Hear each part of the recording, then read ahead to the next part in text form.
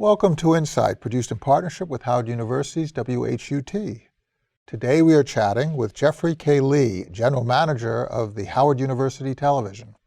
Jefferi has generously agreed to share some of his experience with us. I'd like to thank you, Jeff, for joining us today. Thanks for having me. So you run a very important public service, WHUT. Within the context of Howard University, you provide this public media service to the entire community. Talk about some of the challenges of running such a valuable institution. Some of the specific challenges of running a television station with a university is that university at its core is a mission-driven organization for educating students. And on the other side, the television station has a mission to educate the public. So education is at the core of both sides of it. And Howard University has a specific mission in educating not just minority students or Black or African American students, but anybody who comes here. And it's the same mission for the public television station that Howard University has, which we are here at WHUT. So the challenges that we may have are challenges that I think that are faced by any organization, university and television station or radio station, whatever the case may be. But we don't have the conflict of mission that they might have, where one may be a commercial entity, where the university is a not-for-profit. So we're a not-for-profit. University is a not-for-profit. We actually have the same 501c3 designation, so we're all under the same cap. The benefits, the reason I came to the station were not because of the challenges that the station faced, but because of the benefits that it offered. The university does something that I consider to be unique in broadcasting, in that it has this appendage called the university, or the station has this appendage that creates content all day, every day. They may call it classrooms and they may call it syllabus for the class, but it's really content. Then how do we repurpose that content? How can we repurpose that content to not just disseminate it in the classroom or in online learning, but we can also take it and put it on television and put it online in the websites that we have on public media. So it was the allure of being able to take a content-driven organization with a content distribution platform of what television is, and marry them together and give the community something from best of both worlds. So this kind of mission is different than in a commercial setting, in which the transformative effect is incidental. A commercial station must generate profit at the end of every quarter. Whether society is transformed thereby or not is just incidental, whereas your focus is in the transformative impact of how media can be used as opposed to profit. Yeah, I look at it, I've had the opportunity to work in commercial broadcasting as well as in public broadcasting now and the nonprofit sector. And I've also had the opportunity to work in privately owned media and publicly owned media. And being a public company, it forced you to be a little shorter term in your view of what success was, quarter to quarter, like you said earlier. And what would generate revenue. And what would generate revenue. So if a show would generate revenue and another show would not generate revenue, where do you go? Well, that's it. It's not as easy as it sounds, though, because as you will learn as you expand on that, you get to do what are called loss leaders. Right. You get to put some programs on that for-profit network that doesn't necessarily drive the bottom line, but if you have the desire to want to be a messenger for a broader topic or a community, you can do that, but you can't have a whole lot of loss leaders running in there with that. Whereas with public media, the whole issue is to drive the message. It's not to drive the message as much as it is to drive the opportunity for the messages to flow. And that's what I say a lot about what we do here. We don't create the town square. But what we do is we walk into the town square and put what I call a milk crate in the middle of the town square and allow our citizens to go stand on top of that milk crate. So in the midst of all the discussion that's going on, you can be heard because you have a platform, you have a vehicle to be heard. But we don't allow just one person to stay on the platform. When you say what you say, you come down and somebody else comes up. And that's what public media does. It allows the opportunity for voices to be heard. And it's voice to the voiceless.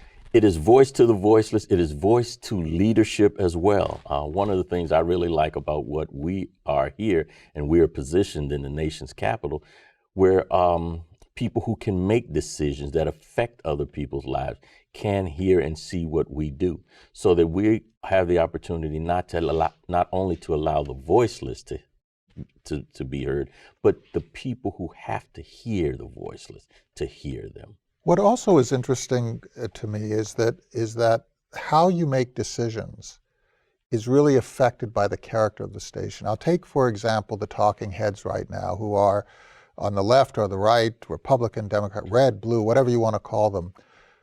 That yelling at each other attracts attention. If you had two people on a corner yelling at each other, everybody would pay attention. So because it attracts attention, because it attracts eyes, there's so much what goes for news that really is about bringing together two people who are articulate yellers and having them yell in front of a camera. Yes. It's a performance, but nothing gets done. Right, and it goes back to purpose, though. What we see a lot and what we call news is not really news. It's opinion discussions. There's my opinion, there's his opinion, there's her opinion. They all sit around the table and give their opinions. Or it's beautifully wrapped promotional material to promote a particular pre-baked idea or message that is wrapped up in a nice little news-looking package. It's all about packaging out there in that world. But the responsibility here, this is what I do every night when I go home. I evaluate how I did based on the responsibility that I carry, that the community has given me.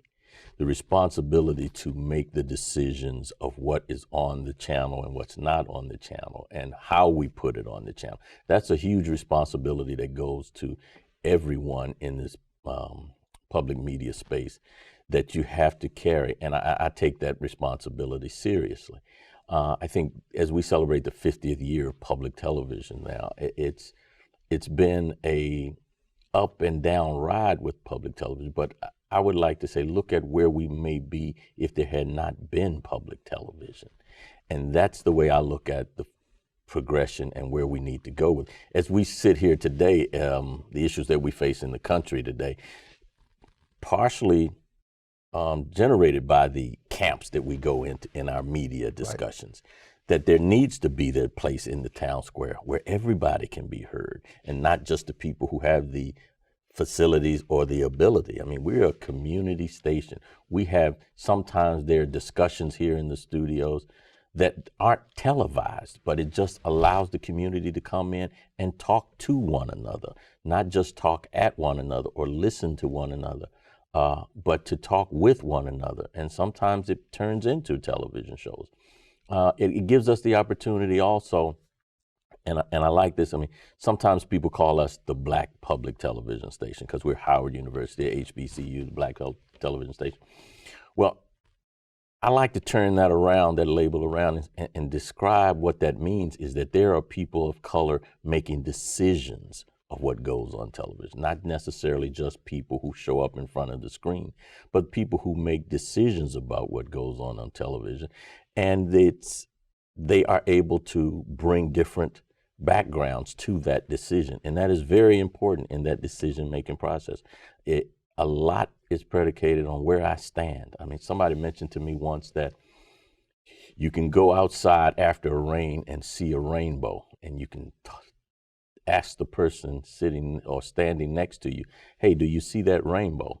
And they go, wow, yes, I see the rainbow. But in reality, it's not the same rainbow because of how refraction works and everything else. That person may be taller or shorter than you, so the light refracts a different way. They see a different rainbow than you see. So what we see is predicated on where we stand. And we've got to be able to stand in a lot of different places, or allow people who are standing in different places to say, yes, I see the rainbow, but it's a different rainbow than the one that you see. We don't all have to agree. That would be the worst thing for us if we all agreed all the time. But we got to allow the voice to be heard. And then we can make the decisions on whether we agree with it or not. But what's happening now is everybody saying, hey, I'm going to this camp because they're closer aligned with what I already believe. Right. And this one's what I already believe. And nobody goes to the middle and say, well, what does everyone believe here? And then I can make my decision. I think it goes to the other thing that public media is driving to do is bring back citizenship. And civility. And civility, but also the responsibility of citizenship. You have a responsibility as a citizen, not just to go to your camp or to this other camp, but to listen to all of these things. That's what citizenship is all about. And so we want to have that, or it is one of the pillars of public media now. Safety, we're doing a lot of things right now with first responders, and public media is allowing its frequencies to be used in first responders. Here in Washington, we had an event a couple of years ago that should have shaken all of us to the core, where we actually had an earthquake here in Washington, D.C. And everybody had a cell phone, but what happened? They got overused and they were useless. But what was on and stayed on during the whole time? It was television. And so with data casting, we've done some things over the last couple of years working with Park Police, where every time there's a major event on the mall or downtown Washington, we allow the Park Police to use a part of our spectrum to do something called data casting, where they are able to send video to command centers at one location and look all around the city to different things that are going on. So public media has, along with its educational approach, it has the public safety approach that public media is responding to. It also has this, citizenship component. So all of those things, they may not drive you to a bottom line profit, but they drive us to a bottom line of citizenship that can allow us to become better at everything that we do in this country. You're part of the fabric of the community, in other words. Absolutely. In terms of how public television works, some people mistakenly believe that it's organized the way a commercial network would be organized, and then just funded out of the public purse. But that's not true. Why don't you describe how public television functions, how you make your decisions, even what you'd said, that there's no sort of voice down from on high that you must broadcast pretty much anything. Right. Right. And how that all functions. Well, there is something called the Corporation for Public Broadcasting, which is a not-for-profit organization funded by the federal government to the tune of about $444 million a year, which is there to be divided up between public television stations, television, radio, and create content as well, not only just to give dollars to the stations for operational purposes and so forth, but also to create content. But that $440 million sounds like a lot of money, but it's a small portion of what it takes to run a television station. I used to tell people all the time, I say, my electric bill, Pepco doesn't charge me less because I'm nonprofit than the for-profit station. So the electricity that we use and all the other utilities and things that go into running a television station, a not-for-profit, are the same. But the editorial part of it, we as an organization have agreed on certain standards that we will go by and adhere to. So it functions in part as a funding mechanism, so partly funding, partly a content creator to bind the organization together, as well as set standards, which also, and it becomes a resource, a clearinghouse for those stations that need support. Exactly. And there's many levels of stations within the system. I mean, there are the primary stations that they call major market stations, all the way down to small market stations where they just don't have the same resources as they have in major markets. But the beautiful thing about it is every one of those stations, over 300 stations, have at its core the control being localized and not centralized, Right. so that they can respond to their audience. What are the needs in this audience here in our community? So when you are thinking about about your decisions, about where you invest your scarce dollars and where you program your airtime, you're not getting some sort of down from on high message, right? Not at all. You're taking counsel from your people here, the community, the university, the needs that are here locally. Exactly, because like I said earlier, some of the ways in which the organization works is, if you were funding me to a certain extent, you can't have editorial control of programs that we air here. So you can't, I want to do a program with this position and then say, I'll give you a check that would fund them. Well, no, you can't connect those two. You've got to give that funding because you believe that what this organization does in total is something that you agree with. I heard a comment a couple of years ago in the county in which I live that about approximately 60% of the county's budget goes to schools, where there was only about 20% of the people who lived in the county actually had kids in school, in public schools. But there was a belief within the county that an educated citizenry was important to them. So they would be willing to take 60% of their dollars to spend on public education when most of them don't use public education, but they benefit from what public education does. And that's the way public television works. And in my mind, when it works well, is that the citizenry, and we don't call our viewers consumers, we call them citizens. So our citizenry looks at what public television offers and says, as a whole, I like that. And I think that's important to the community that I live in, that exists. And I want to support that. And I want to continue to have that grow in my community. And so it is very important that exists from the outside in. The decisions that are made inside in terms of what we program is a big wheel of things that go into place on that. From inside, outside, people that are involved, people that are not involved, people that disagree. We want to hear that perspective as well. And then we make those decisions of what programming we do. And it's not possible to purchase airtime to get you to associate your programs with my desire to sell beer into the community. So that's another very important aspect, in that because of the nature of your model, the model itself is not for sale. So if I want to associate your news program with my beer, or a public service program with my desire to sell cars, and I think that your coverage of technology might make my car look better, I can't purchase that space, because from your editorial perspective, that is tilting the table in a way that you would not embrace. Exactly. Now, a commercial station would naturally, if the price is right. They're in. That's the business that they're in, and we're not in that business.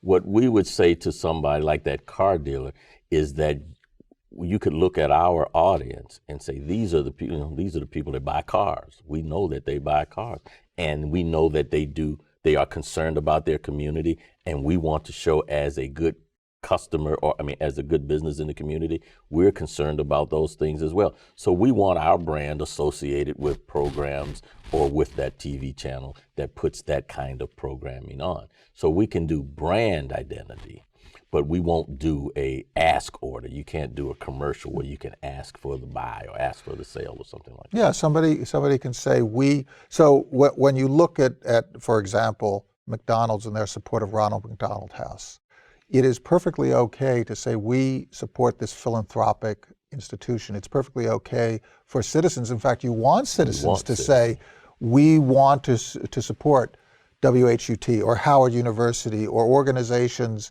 Bread for the City, organizations that house the homeless and feed children. You want people to stand up. Exactly. And that's different than an exchange, a transaction in which I'm buying your airtime to sell my product. Absolutely. It's like I ran into a young lady a couple of weeks ago who won a contest. There's a film being made by Stanley Nelson's called "Tell Them We Are Rising." It's the story of HBCUs, and a young lady at Howard University won an essay contest about where you wrote your experiences about your experiences at an HBCU. And when I read her essay was more about a feeling than a place. Yes, Howard University is a place, and she broke it down to a particular couple of places, but the overall issue was about a feeling that Howard University created for her. And I thought it was so apropos to what public media is that yes, there's a TV station, there's a TV program, but there's a feeling about community involvement that's created by public media. And as a citizen, I want to be involved in my community, and I have that feeling. So if you have that feeling about what public media offers and delivers, then you want to be associated with something that creates that feeling inside you. So let's talk a little bit about the physical space. You have excellent facilities. You have an excellent crew here. Talk about how many studios you have, what other facilities you have, how you put together this wonderfully talented team. Well, the building has 4 studios in it. One of the studios, which we call Studio A, is primarily used for the School of Communications for students here at the university. They do most of their work in Studio A. We have Studio B, which is dormant right now. We're not doing much out of there, but in Studio C and in Studio D, where we're located now, they're our primary workhorses for the programs that we create here at WHUT now. We are, our programming in this market, there are, like I said earlier, 2 other PBS stations, but our programming offering is about 51% different from what they do. And what we have here is, like I said, the 2 studios that we use as our workhorse, we do that. We have a great crew, as you said, but the one thing I really like about what we have is we have a combination, and we can work with the students as well as professionals in the industry. And we have something here at HUT and at Howard that's not necessarily unique, but I think it's important here, is that a lot of the professionals that work here are alumni of Howard.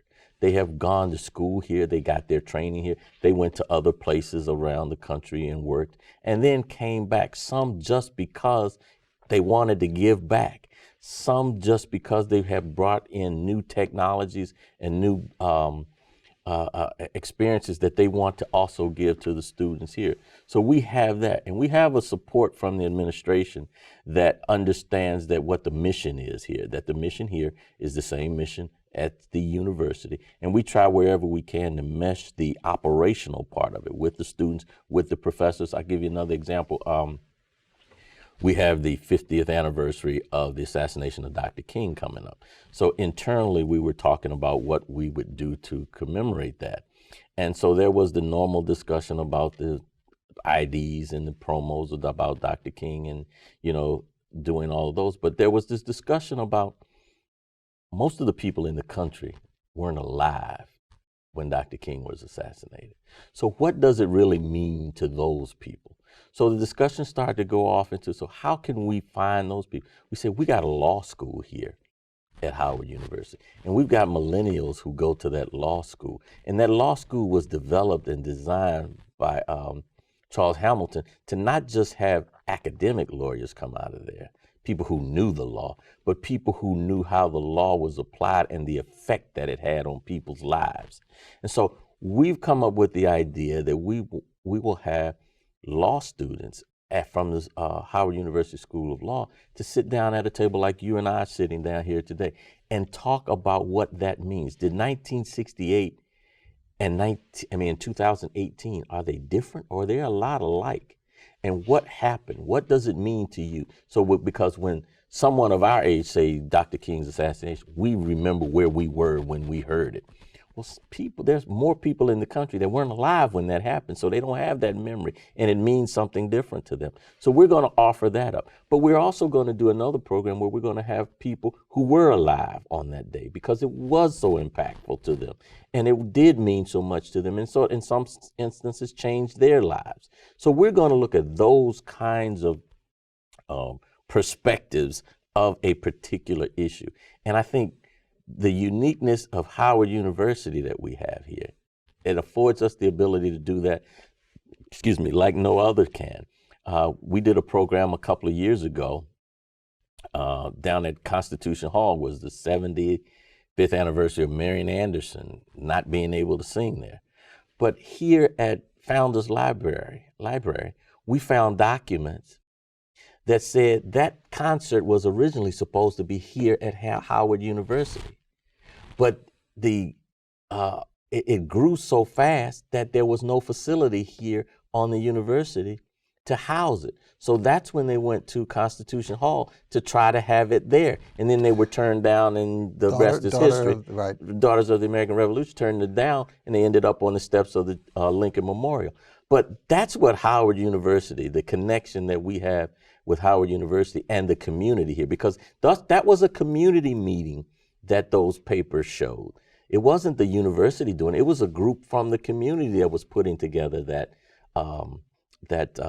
concert. And so that's the essence of what public media is. And that's what makes this such a rich vehicle.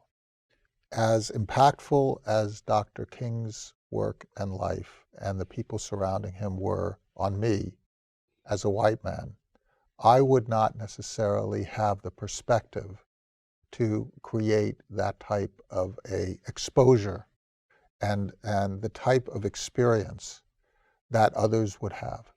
And those voices must be heard. It is incumbent upon us all as citizens to ensure that we make room to be exposed to those other voices, and that we assert our voice also in the process of taking our turn on that soapbox. Absolutely. And you're providing the soapbox so that those voices can be exposed to the public. Jefferi, thank you so much for sharing the work of WHUT. Thank you so much for sharing the work of Howard University. And thank you so much for your insights. Thank you. Thanks for having me.